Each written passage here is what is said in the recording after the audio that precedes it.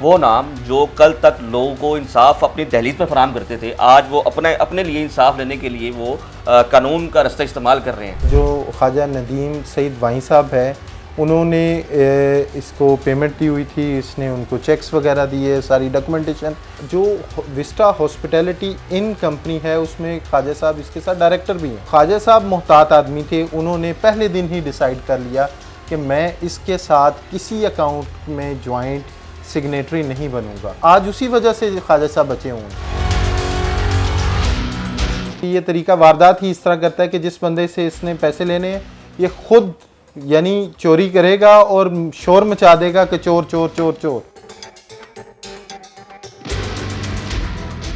جی بالکل، میرے ساتھ اس وقت موجود ہیں سید شہباز بخاری صاحب، اور یہ ایڈوکیٹ ہائی کورٹ ہیں، اور ان کے پاس اس وقت ہمارے آنے کی وجہ یہ ہے کہ لاہور میں بہت سی مختلف سوسائٹیز جو ہیں لاہور میں، اور جو لاہور کے قریب سوسائٹیز ہیں وہاں پر دھوکے، فراڈ اور اس طرح کے معاملات بہت آپ نے دیکھے ہوں گے۔ جیسے لاسٹ ہم نے آپ کو تھیم پارک دکھایا، وہاں پر بھی جو ہے لوگ 18,000 خاندان جو ہیں وہ اس وقت بے بس ہیں، اور ان کی رجسٹریاں نہیں ہو رہی، اور ان کے جو ہے وہاں پر بجلی فراہم نہیں کی جا رہی۔ اسی طرح کا ایک کیس اومیگا ریزیڈینشیا کے نام سے ہے، وہاں پر بھی یہ ایشو آ رہا ہے، وہاں پر بھی لوگوں کے ساتھ فراڈ ہو رہا ہے، وہاں پہ بھی لوگوں کے پیسے کھائے جا رہے ہیں۔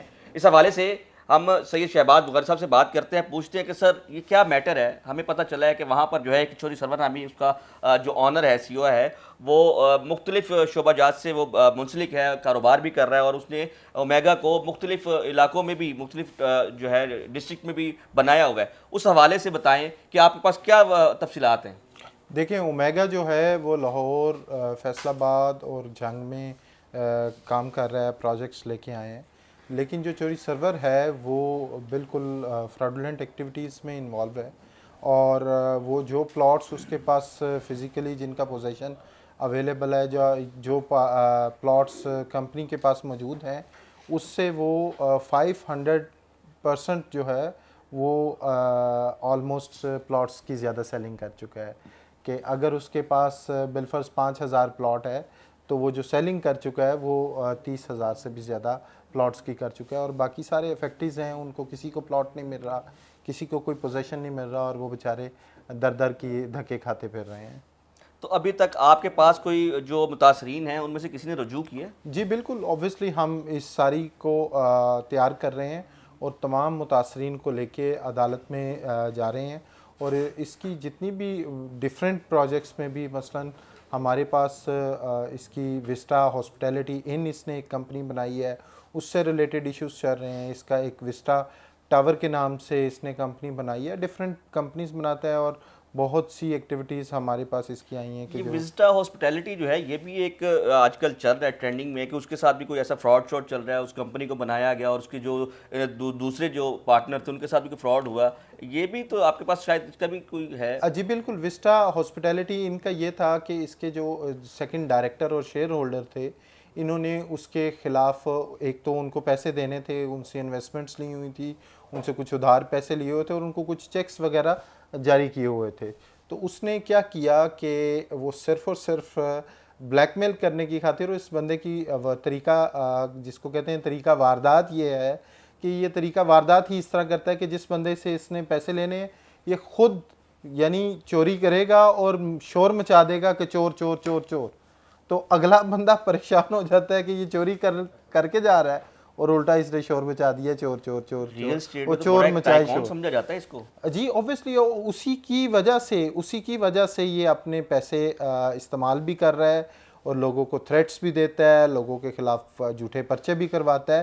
ایون میرے پاس ایک اور کلائنٹ ہے وسٹا ٹاور کا، اس پہ اس نے 21 مارچ 2024 کو اس کے 10 کروڑ کی، 8 کروڑ کی، 5 کروڑ کے 3 پے آرڈرز بنائے، اس کا سارا ڈیٹا میرے پاس موجود ہے۔ اس شخص کو بجائے، اور بعد میں اس نے 3 مہینے تک اس کو ڈیلے کیا کہ میرے خلاف ڈیفرنٹ کیسز ایف آئی اے میں چل رہے ہیں، نیب میں چل رہے ہیں، اور چل بھی رہے ہیں اوبویسلی۔ تو اس نے کہا کہ مجھے کیونکہ ٹیکسیشن کی یہ لوگ وہ ساری چیزوں کا ہے کہ وہ کرتے ہیں، تو اس نے کہا جی میرے پہ برڈن ہے، میں آپ کو پیمنٹ دیتا ہوں۔ اس نے وہ 3 مہینے تک ہولڈ کروائے، اس کے بعد اس کو کہا میں آپ کو دوسری کمپنی سے پیمنٹ کرنے لگا ہوں، یہ چیک لینے، اور وہ چیک بھی ڈس آنر ہو چکا ہے۔ اچھا سر، یہ بتائیے گا، خواجہ ندیم سعید وائیں ایک فیمس پرسنالٹی ہے، ان کا کیس بھی آپ لے کے چل رہے ہیں، جی وہ بھی آج کل ہم اسکرین پہ دیکھ رہے ہیں، ان کے ساتھ بھی ایک فراڈ کیا جا رہا ہے. ایک وہ نام جو کل تک لوگوں کو انصاف اپنی دہلیز پہ فراہم کرتے تھے، آج وہ اپنے لیے انصاف لینے کے لیے وہ قانون کا رستہ استعمال کر رہے ہیں.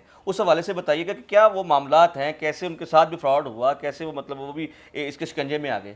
اچھا، اس میں بھی جو خواجہ ندیم سعید وائیں صاحب ہے، انہوں نے اس کو پیمنٹ دی ہوئی تھی، اس نے ان کو چیکس وغیرہ دیے، ساری ڈاکومنٹیشن. جو وسٹا ہاسپٹیلٹی ان کمپنی ہے اس میں خواجہ صاحب اس کے ساتھ ڈائریکٹر بھی ہیں، شیئر ہولڈر بھی ہیں. تو خواجہ صاحب نے اس کو علیحدہ سے 26 کروڑ روپیہ ادھار بھی دیا ہوا تھا. یہ ہاسپٹیلٹی ان کمپنی کس چیز کی ہے؟ یہ ایونٹ مینجمنٹ کی ایک کمپنی ہے اور اس میں یہ سگنیٹری بھی خود ہی ہے.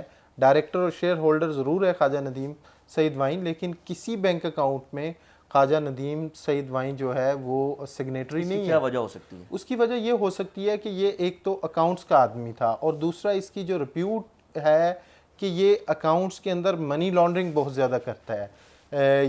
بہت سا پیسہ اللیگل ویز سے کمایا ہوا پارک کیا جاتا ہے اور منی لانڈرنگ کے لیے ان کو بینکس کو یوز کرتا ہے. تو خواجہ صاحب محتاط آدمی تھے، انہوں نے پہلے دن ہی ڈیسائیڈ کر لیا کہ میں اس کے ساتھ کسی اکاؤنٹ میں جوائنٹ سگنیٹری نہیں بنوں گا.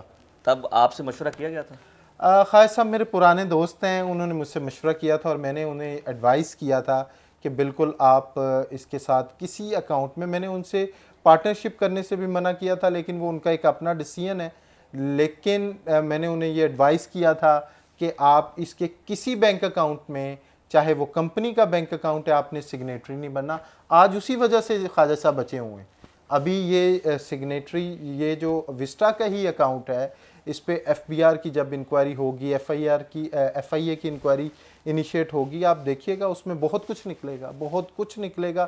اور میں نے آپ کو وسٹا کے اکاؤنٹ کی ایک ٹرانزیکشن کا میں نے بتایا کہ 21 مارچ 2024 میں اس میں ایک دن میں 23 کروڑ روپے کی ٹرانزیکشن ہوئی، اور بہت سی ٹرانزیکشنز ہیں جو کہ ہم اس کو لیٹر آن ہر فورم پہ بیٹھ کے. اور وہ کمپنی اکاؤنٹ سے کر رہے ہیں؟ کمپنی اکاؤنٹ سے کر رہا ہے. اچھا، اس میں جو ہے یہ ایک چیز بتائیے گا کہ خواجہ صاحب جب کاروبار کر رہے تھے تب تک ان کو کوئی کسی قسم کا یہ محسوس بھی نہیں ہوا کہ ان کے ساتھ کیا ہونے جا رہا ہے؟